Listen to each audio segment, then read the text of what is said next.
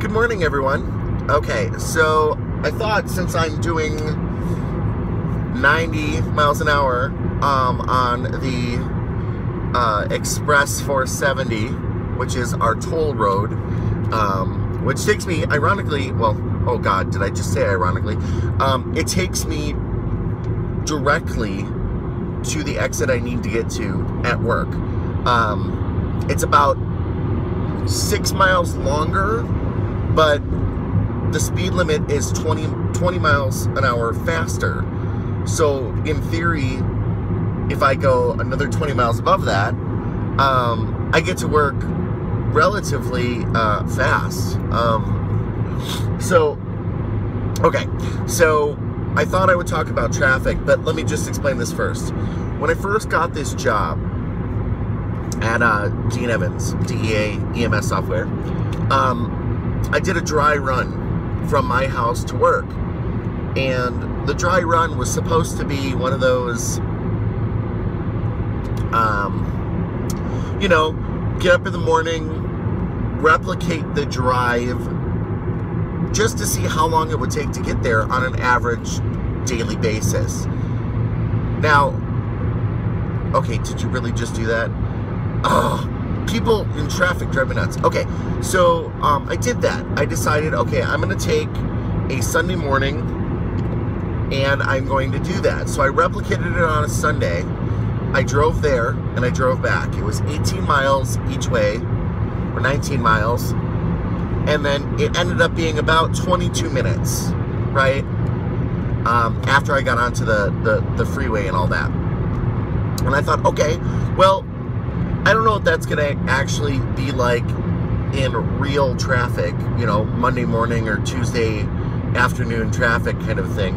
So let's do a dry run on any given day. So I tried it again Monday. And so at 4 o'clock, so at 8 o'clock on Monday morning, I drove to work, and it took me about 35 minutes. And I thought, okay, that's not too bad. And I drove it one more time at 4 o'clock just to see how traffic was. It took me about 45 minutes or so to get home. So overall, it was great.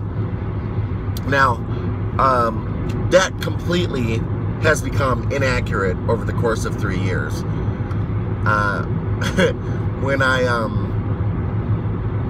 When I got, excuse me, when I was in support, I was working, 10 to 6, or 9 to 6, basically. And that really gave me a poor perception of how traffic really was, because at 8:30 in the morning, traffic had pretty much died back down to what we would consider a normal level of traffic. And at 6 o'clock in the evening, there was no traffic to be spoken of. Now that I work in an environment where sometimes I have to be at the office at 7:30, sometimes I have to be at the office at 9, sometimes I have to be at the office at 5 in the morning, there's no telling what traffic will do. So finding this particular route was the easiest and actually a lifesaver solution. Now, most of you, I'm sure, have a commute to work. And those of you who don't, well, lucky you. I used to work from home, and all I did was gain weight out of it. I enjoyed working from home, don't get me wrong, but I really needed the social aspect of working with people and not just sitting in front of my computers for 9 hours a day. It also kind of tethered me to the computer all the time. Like, working from home, people knew that I had the ability to work from home, so they felt more comfortable sending me tasks after hours because I was already online anyway. And while I didn't necessarily agree with it, I accepted it because that was one of my things about working from home, is that I would take on some additional projects that maybe weren't necessarily available for, or that employees weren't available for. Anyway, so back to the now. In order for me to get to work on a normal day, like just No rush, just got to get to work. I have to go 1.5 miles to the freeway entrance. No big deal. But the freeway entrance isn't really a freeway here. We have this express road called Pena Boulevard. And what Pena Boulevard is a connection from the Interstate 70, which is a main east-west kind of freeway, to the airport. They built it as a 65-mile-an-hour zoom directly to the airport, you know, no tolls, do not pass go, do not collect $200, just drive to the airport. Well, we live off of Pena Boulevard. There's three or four exits on Pena. There's Green Valley Ranch, which we had our apartment at. Then there's 56th Avenue, which is where we live off of right now. And then there's Tower Road, which is Hotel Alley, as they call it, which is basically the long line of hotel chains that lead up to the airport. Anyway, so I use Pena to get to Interstate 70, I-70 West. And so once I get on there, there's like, I don't know, a 5-minute drive for that. It's never busy. It's never crazy. It's just a thoroughfare, so it's nothing. But they're doing construction on it because the light rail is coming in. So they're widening bridges and they're changing architecture and whatever. So it's down to 45 miles an hour. So that adds a couple minutes to my commute. Now, once I get onto 70, it's fine. It's always fine. Because I'm only on 70 for about 3 miles. Because I need to get to the interchange on 70 to get to Interstate 225, which runs north and south. I need to take it south. We have, well, Denver's set up just like any other city. So if you think of like Milwaukee having like West Allis and Brookfield and Bayshore and all that, Denver's kind of the same. We're actually set up a little bit more like Minneapolis, where we have Minneapolis and St. Paul are kind of like sister and brother cities. We have Denver and Aurora. They're very much intermingled. In fact, Aurora kind of goes around Denver in a lot of ways. Denver's kind of a pocket in the middle. Anyway, 225 goes through all that. The different, like, subdivisions or subzones of Denver. It doesn't actually touch Denver itself. It stays mostly on the Aurora side. So if I were to go past the interchange and continue on I-70, I would get into Denver, but I would be slowed down considerably.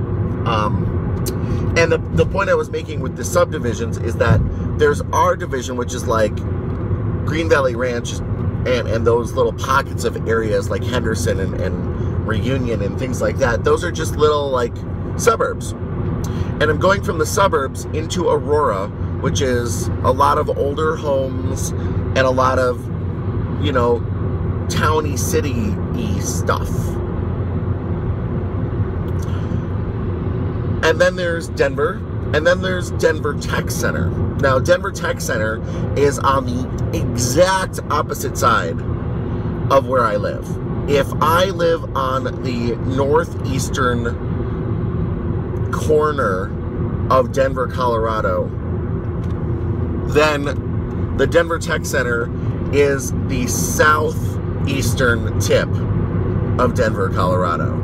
So it's literally all the way on the other side of the rainbow. So I take 225, and that's probably my longest commute. Now, going 225 through Aurora is fine. It's really the last, like, 5 miles that drives me crazy. Because for whatever reason, there is an insanely large bottleneck between this road that we call, it's called Parker Road, and the next interchange, which is I-25 or Interstate 25. And the, oh, great. Let's just come to a complete stop on the freeway. So I don't know what causes it. I don't know if it's a lane shift or if it's because things are too slow or if the roads need to be wider and have more throughfare. But it just comes to a complete stop just before Yosemite and Parker. And you sit there and you literally go, okay, 5 miles an hour, 15 feet, stop. 5 miles an hour, 15 feet, stop. And it's like, people, what the just drive. So, that said, if I leave my house, oh, I'm sorry, once I get past 225, I have to get onto 25 to get to my exit to go to work. So, just to recap, I go from 56th to Pena, on to Pena, from Pena to 70, from 70 to 225, and I take that for about 16 miles, 225 to 25, which I take for another 5 miles, and then 25 to my exit. So I'm actually taking 3 freeway systems, even though I'm not on them very much. I'm on every major freeway that we have here every day to get to work, and that's fine. Now, here's the thing. If I leave my house at 6:30, I'll get to work at 7:20. If I leave my house at like 5 to 7, I'll get to work at 7:20. There seems to be a dip in like traffic at that point. If I leave for work at 7:15, I won't get to work till 8:30. It will literally take me twice to 3 times as long to get to work if I miss that little 6 to 12 minute window of opportunity that is 6:55 to 7:10 kind of ish.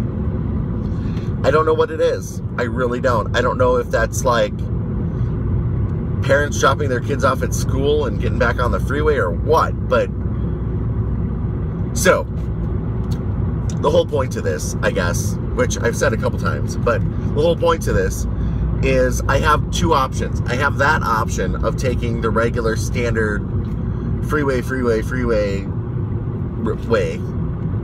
or I could take a very long way, which is to take one of the city streets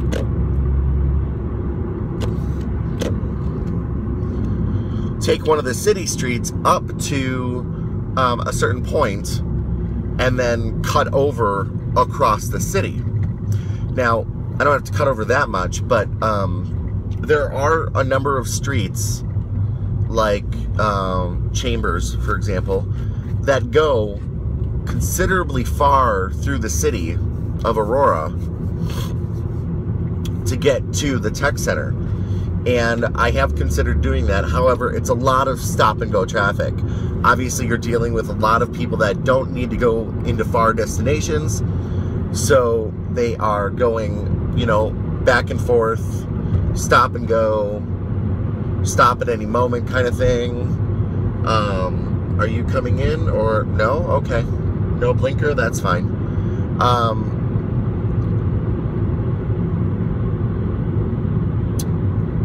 Oh, there's your blinker. See how easy that is. Ugh. Now, forgive me, I'm driving. So the third way and the final way is this tollway system, and the tollway, emphatically, goes from all the way, like, as we would say in Wisconsin, all the way up north. But in reality, it goes all the way from way out west, you know, past Boulder and all that, all the way down to another freeway system called C470. And this connection between C470 and E470 is a difference in toll. But this particular tollway happens to have an exit right on 56th Street, and it's equidistant from my house to either go to, I turn left and I go to Pena, which is 2 miles, or I turn right and I go to E470, which is 2 miles. So my decision is kind of literally a fork in the road, right? Do I spend the money on a toll to get to work potentially faster and not deal with the drama of traffic? Or, well, and there's still drama of traffic, but I'll get into that. Or do I not waste the money, but enhance my frustration and take the freeway to freeway to freeway, knowing that I'll have stop and go? Well, on a day like today, I took 470. And the reason I took 470 was because I needed to get to work before 8:30. And I happened to have woken up at 7:20. So, in order for me to get to work in less than an hour, after my little window of opportunity had already passed, I have to take the tollway. Now, the tollway, I didn't realize, because I have an express toll tag that allows me to just zoom through at full speed. And full speed, I always slow back down to 75 when I go through the toll, because they tag your speed. But you can go through at full speed. It's awesome. You just drive. And if you don't have the tag, they take a picture of your license plate. Anyway, I didn't realize this, and I thought, oh my God, this is super convenient. I'm going to use this all the time. It can't be that expensive. Well, I got a bill the first month I used it. I used it probably 12 times, maybe 15 times in a month. It was up to, I think now, it's $9 in tolls. It might even be $11 now. I'll have to look at the next receipt to let you know. But each time I take the tollway, I pass 3 tolls, I think. And those 3 tolls each cost like $2.50, maybe $3. So it's anywhere between $8 and $11 that I'm paying for tolls every day I take it. So is it worth it? I don't know. Now the fourth option is coming, which is the light rail. And the light rail has this Eco Pass that you can buy, and that's pretty expensive. It's like $85 or maybe $100 a month. But it would save a million years of headache for me driving, because the light rail would go from my house to a Grand Central Union station downtown, where it would then connect to a line that goes 4 blocks away from my work. Literally, like, I can see, because I'm at the intersection right now, I can see the light rail station down there, and I'm right in front of my work right here. It's not a big deal. And it would allow me to just chillax, you know? I wouldn't have the freedom of having a car at work, but honestly, I don't go out to lunch much, so that's not like a big thing. So yeah, I run into this kind of turmoil with regards to everything. Do I take the short way or the faster way, where I can go 95 miles an hour most of the time, even though it's 75? Shh, don't tell anyone. And get to work faster, even though it's a longer drive. I mean, it's 5 or 6 miles longer. Maybe even, I think it's 18 miles on the 3 freeway commute, and it's 22 or 24 miles. Anyway, it doesn't matter. The point is, it's a monetary difference, you know? So I am at work. I wanted to talk about, I don't know how I got onto the ramble. I wanted to talk about people's driving habits and how people don't seem to understand some core things about driving. I don't know when they seem to have forgotten that there were driving rules, because there's not an explicit sign every 5 minutes that tells you what to do. But I think I'll leave it at this for now. 20 minutes is plenty of time for me to ramble in the morning. I feel like I will get off the topic of driving fairly quickly, and I feel like I will get off the topic of work fairly quickly unless something special comes up. So that's fine. If you have any suggestions that you'd like me to talk about, things that you want to know, you know, I can do some Q&A, anything like that, or just like hearing me ramble about random stuff, that's fine. But I post this to Facebook and Twitter and Google Plus and, you know, all these different places. So comment on them and let me know what you think, either in YouTube itself or on one of those sites, and I will review the comments and see what you want to talk about or what you want me to talk about.